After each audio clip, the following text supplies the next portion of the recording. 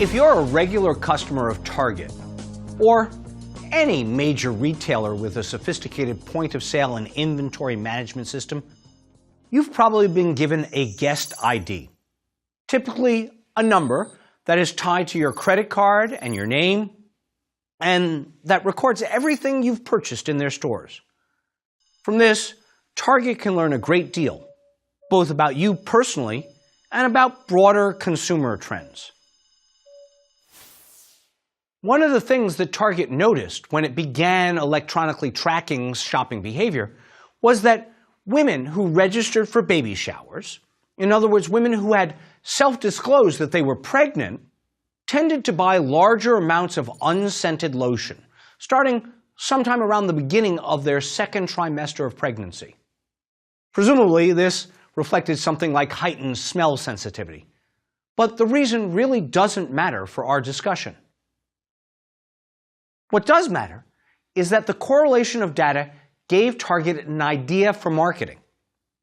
Traditional practice was that a retailer would note that a woman was pregnant and then track her purchases. Statisticians at Target put their computers to work, and as they massaged the data, they tried to reverse that practice.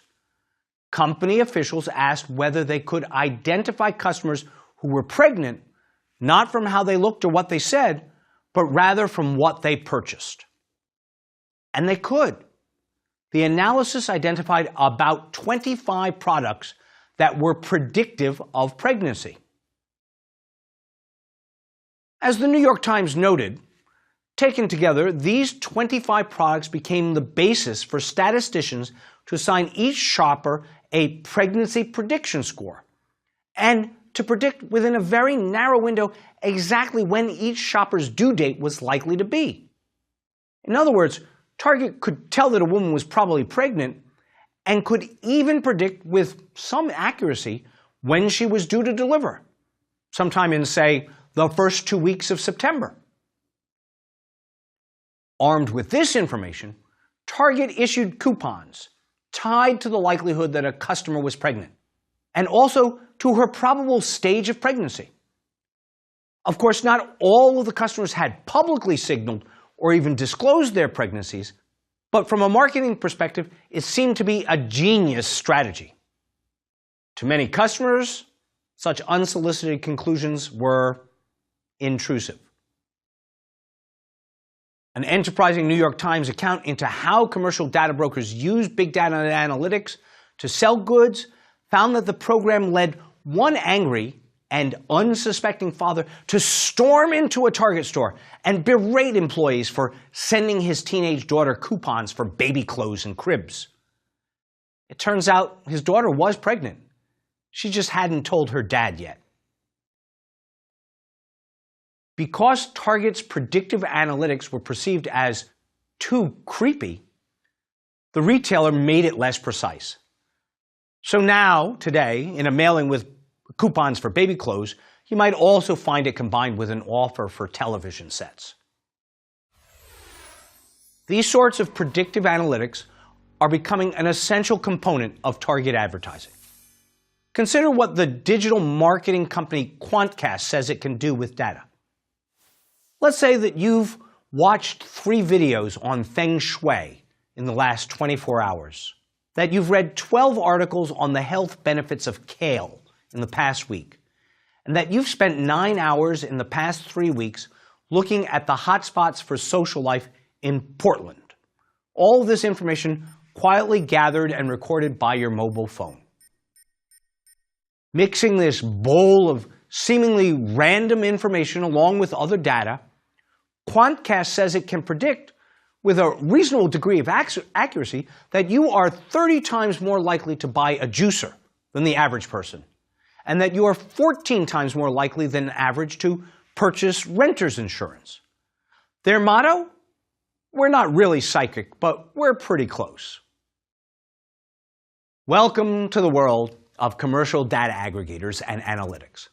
Like government spy agencies, commercial data aggregators are involved in a form of surveillance. And some people actually think the commercial firms are more of a threat to privacy than the government. Before Edward Snowden released state secrets about U.S. government spying methods, if you had asked many people who they feared more, commercial data brokers or the government, they might have said commercial brokers. A former colleague of mine at the Department of Homeland Security, Stuart Baker, tells the story of how he went to the DEF CON hacker convention in Las Vegas one year. And when the visitors were asked who they feared more, Google or the National Security Agency, they responded Google by a 2-to-1 margin. Of course, that was before Snowden. After the Snowden revelations, one suspects the result might be different, given the controversies that resulted. Nonetheless, Baker's story about the hackers at DEF CON is indicative of the general unease with which some people view commercial data collection. Another reason to talk about commercial data aggregators is that they're often the source of information that the government itself seeks to collect to analyze, from your telephone records to your web search activity. The government might buy this data or force the company to turn it over. And so we'll ask 2 questions in this lecture. First, what are the risks and advantages of commercial data collection and analysis? Second, does our answer change when it's the government that obtains this private sector commercial data for its own uses? Do these problems trouble you? And if it does, what are your remedies? So in this lecture, we'll explore both issues, the commercial collection of data and how the government uses data that is originally collected for commercial reasons. Any consideration of commercial data aggregation should begin with 2 premises. The first is that you are the product. When you click on a link or search the web or send an email and a company collects data about you, they will be marketing that data to others. So what looks like a free service, Google searching for example, isn't really free. You're giving Google, or whatever your search engine of choice is, something of value in exchange, knowledge of who you are. And that in turn leads to the second premise. You're getting something of value in return. You get the search service without having to pay for it. Search engines and your other web services open up the world to you and frequently don't cost you a penny out of your pocket. So the flip side of thinking about data brokers marketing you is to ask yourself this question. How much would I pay per Google search if it were charged to me and if I had to pay for the service? Frankly, I personally wouldn't know how to value Google search, free email, cloud storage, or my favorite apps. But I do know that instead of paying cash, I get them all for free. And in turn, the host service learns something about me as well. So far, it's been a pretty good deal for each of us. As one presidential review of data collection put it, the velocity, volume, and variety of data collection are increasing all the time. To give you some idea of just how big this market is, consider this. The commercial data broker Axiom claims to have collected 1,500 data points per person, on average on 700 million consumers. It analyzes and markets information about your lifestyle and personal preferences to its partners and customers, companies like Macy's. The information Axiom collects ranges from major life events like a wedding or a baby to your browsing history and shopping habits. And it has begun business relationships with social media giants like Facebook and Twitter. If you wondered, it's a $1 billion a year business for Axiom alone. So let's think about that.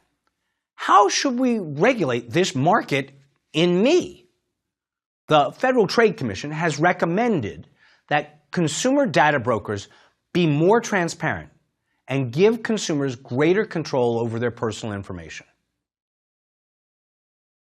The FTC chairwoman at the time, Edith Ramirez, said, "We found that data brokers collect billions of pieces of data on nearly every American consumer, often merging online and offline information.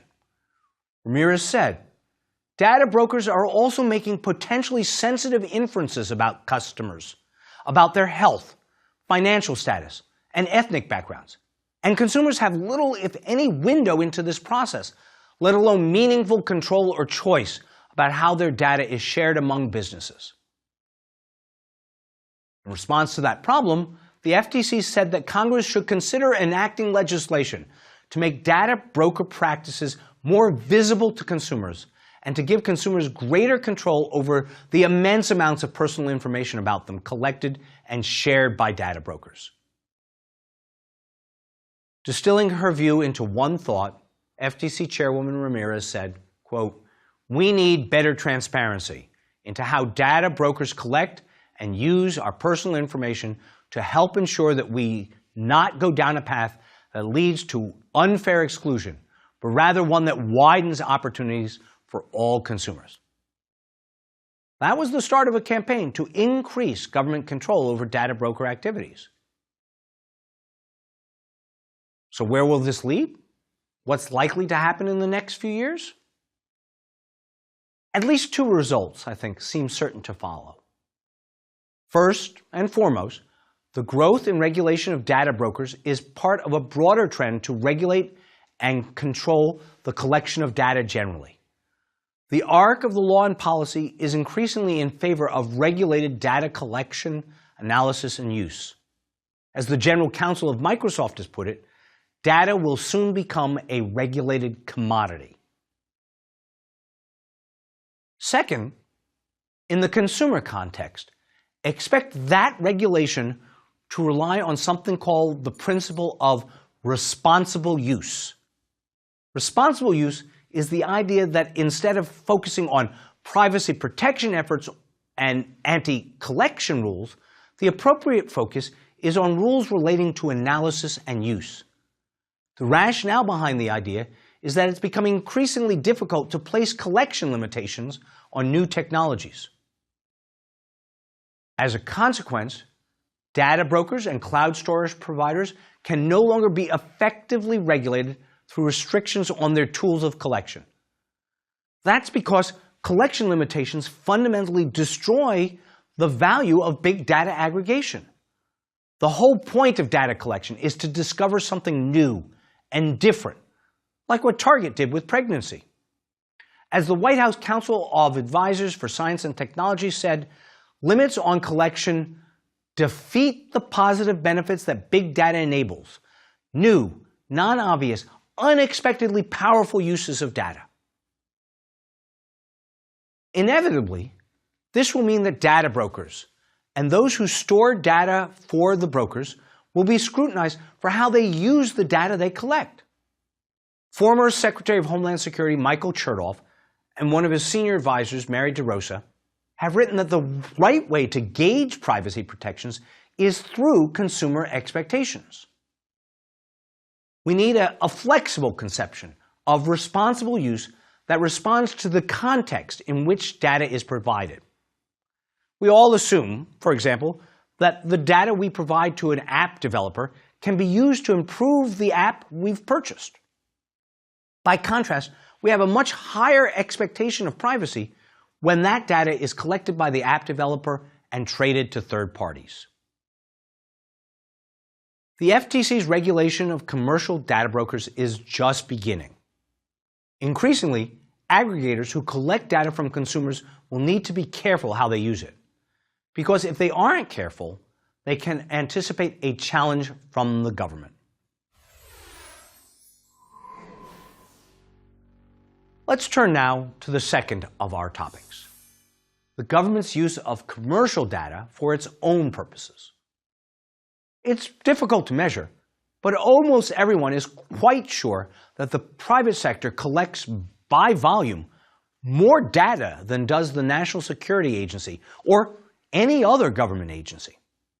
After the 9/11 terror attacks, the intelligence community recognized the value of that data. To cite just one example, airline companies routinely share passenger travel records with the government so that the government can assess the risk of international travelers arriving in the United States. In general, when the government requested assistance after 9/11, commercial providers cooperated in the interest of national security. Where they were unwilling, the providers were often compelled by law to cooperate. In time, however, that choice has become more uncomfortable for the commercial sector. Often, it now sees cooperation with the government as a public relations burden that it prefers not to bear. And so, for example, today, Google is encrypting information to avoid NSA scrutiny. Other companies, like Apple, have limited the amount of data they hold as a way of avoiding the obligation to turn it over to the government. As Apple has said in a public report, we have no interest in amassing personal information about our customers. We do not store location data, map searches, or serial requests in any identifiable form. Meanwhile, other countries are reacting to American efforts to use commercial data for government purposes. The trend globally is towards something called data localization requirements. That is, legal obligations imposed by other countries to keep data in the country of origin. For example, Brazil is considering whether to require commercial providers to keep data on Brazilians onshore in Brazil. Russia has demanded that companies like Apple keep data about Russians in Russia. Germany has done likewise, and has even gone so far as to banish a large American telecommunications company, Verizon, from competing on German government work, so as to avoid the possibility that the U.S. government might compel the U.S. company to turn over sensitive information on its foreign ally. In short, it's a mess. Government access to commercial data is creating cross-currents that put companies under competing legal obligations and that are eroding traditional international cooperation. Let's use one of these events to kind of pull the mess apart and into manageable pieces. I did some work on this matter for a private client, so my views are a bit biased here, but I'm going to make the summary as neutral as I possibly can. In December 2013, Microsoft received a warrant from a magistrate in the Southern District of New York, directing the company to turn over content and metadata relating to a Microsoft user whose records were stored in the company's Dublin, Ireland data center. Microsoft had assigned the customer's content-related records to its Ireland data center based on proximity to the customer, who was European. Meanwhile, the non-content metadata, the to and from line, about the customer was stored here in the United States. It's a perfect example of separate jurisdictions in the virtual world. Taking a practical approach, Microsoft, which is, of course, a U.S. corporation subject to U.S. law, produced the non-content metadata associated with the user and stored on its U.S. servers. But Microsoft objected to the warrant for content-related information stored in Ireland. How would you argue the case? How would you decide it? Microsoft argued that compliance with the warrant would require an extraterritorial search and seizure of data located on servers in Ireland. That type of seizure, they said, is not authorized under the applicable statute, the Stored Communications Act. In Microsoft's view, a search of digital data takes place where the data is physically stored, not at the point from which the data is accessed. Microsoft has not argued that Irish law prohibits the company from complying with the American warrant, but it has noted that the U.S. government could instead use diplomatic means and an existing treaty with Ireland to secure the content data with Ireland's agreement and cooperation. On the other side of the coin, the federal government's argument is based on the location of the service provider rather than the location of the data being sought. Since Microsoft is located in the United States and has control over the data, the government argued that it can and should be obliged to comply with the warrant.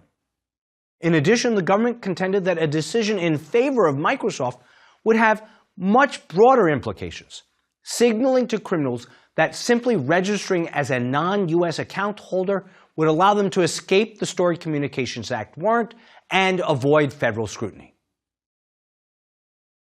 The Federal District Court in New York adopted the government's argument and said that the government's order was valid.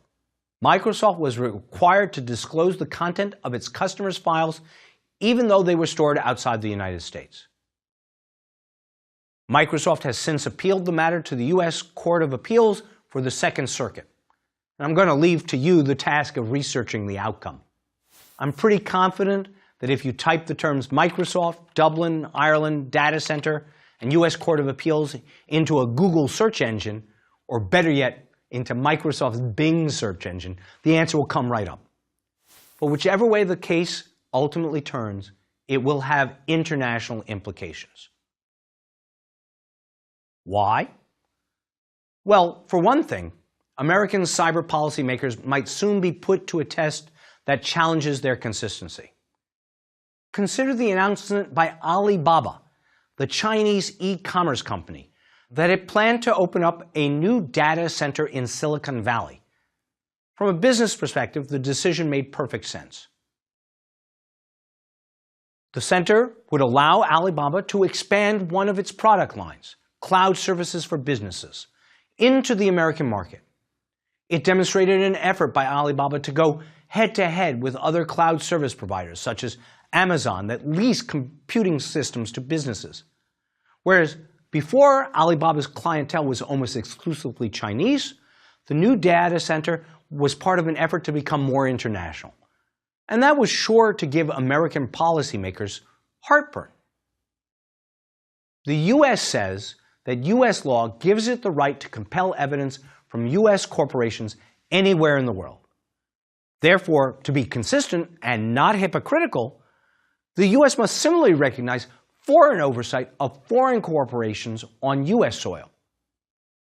Let's assume for a moment that the American government's view of the current law is right, that is, that the government has the legal authority to compel an American company to disclose any information in its control wherever in the world that information might actually be stored.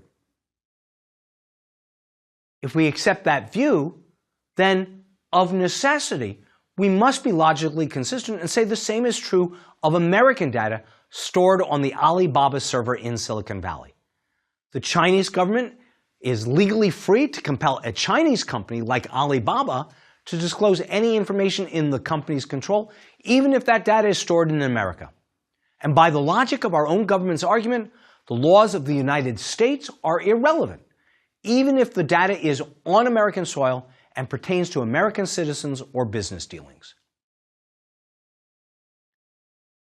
I think that most American citizens would be surprised to learn that American privacy and civil liberties laws are inapplicable to their own data housed on American soil. And so the Alibaba announcement highlights a confusing and difficult choice for American policymakers. It also means that citizens are now faced with another level of question. Whose cloud services should you prefer? Facebook's, subject to American law, or Alibaba's, under Chinese law? I think you can see from these stories about Microsoft and Alibaba that the current legal structure creates perverse incentives. Technologically, the most economically efficient place to store data is a product of a number of factors like climate, infrastructure, and proximity to users. Laws, I think, should foster that efficiency, but not at the cost of a loss of an individual or corporation's rights and privileges and privacy. One bad result would be if some jurisdictions, perhaps out of authoritarian interest, used legal rules to force companies to store data locally, even though it isn't the cheapest or best place. Another bad result would be a race to the bottom. That is, where nations create data rules that are favorable to their own domestic interests while disregarding the globalized nature of the network. In this example, the law could be used as just another type of trade protectionism. A free-for-all of competing nations fighting over commercial data rules serves nobody's long-term interests. But it's a natural consequence of the ad hoc web of domestic laws and international treaties that have grown up in the age of fast-changing technological boundaries. We probably need to rethink our entire way of approaching the use of commercial data by governments, perhaps even on a global scale. That's an ambitious, perhaps impossible undertaking, but the alternative is worse.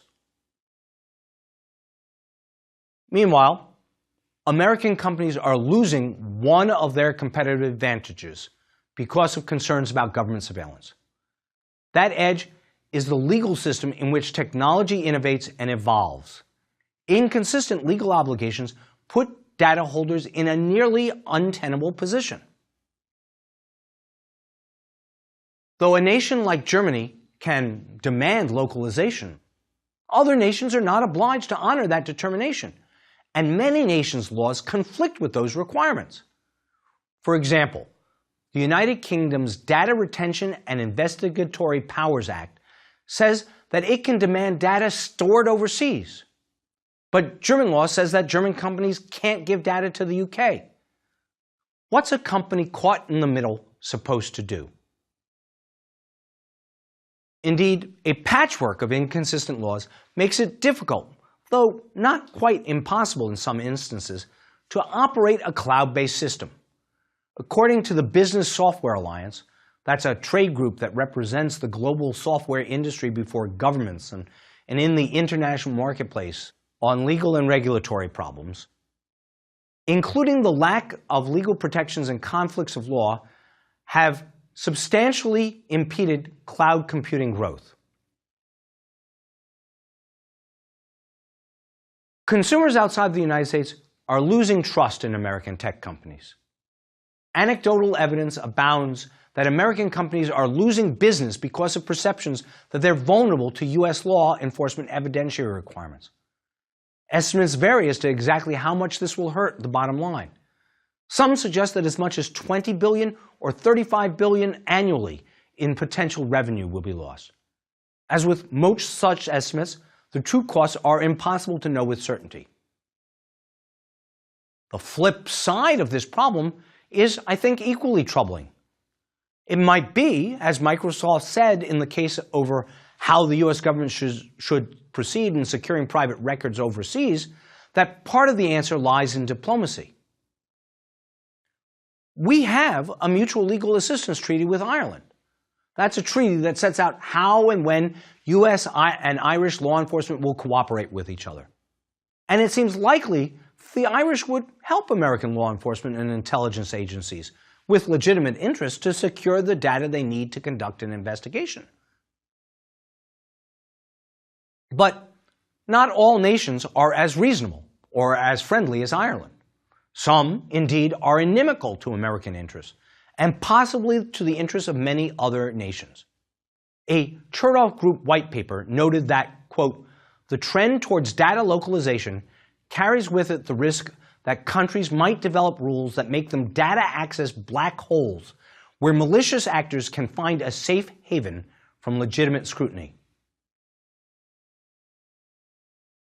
This is precisely what's happened in other large-scale criminal activities, ranging from the international drug trade to offshore financial centers that facilitate tax evasion and money laundering. It is, sadly, unlikely, at least today, that diplomatic cooperation will enable us to chase criminals or economic spies who hide behind the walls of Russian or Chinese law. Thus, at a time when economic pressures and civil liberties concerns are driving us to respect the internationalization of commercial data, we're also being forced to come to grips with the lack of a uniform agreement across the globe on what, if any, types of surveillance and scrutiny ought to be lawful. Commercial data collection is of powerful use to the commercial enterprise that collects it and to the governments that analyze it. But there's absolutely no global consensus on how personal or other private data can or should be used, stored, transferred, sold, or safeguarded. Without that consensus, we live, in effect, in a digital Wild West, without law or order.